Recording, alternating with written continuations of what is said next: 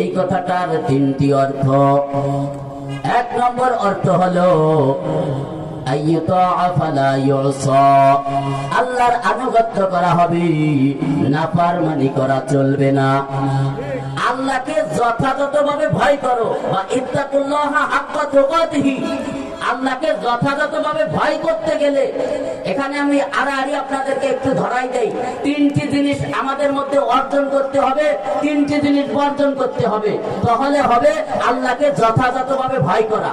আর আপনি যদি আল্লাহকে যথাযথ ভয় করে চলতে পারেন, আপনার পুরস্কার কি হবে সময় থাকলে ইনশাআল্লাহ সামনে আলোচনা করব। তাহলে আল্লাহকে যথাযথভাবে ভয় করতে গেলে আমাদের তিনটি জিনিস অর্জন করতে হবে, আর তিনটি জিনিস বর্জন করতে হবে। তিনটি জিনিস ধরতে হবে, তিনটি জিনিস ছাড়তে হবে। আল্লাহ পাক সকলকে তৌফিক দান করুন, বলেন আমিন।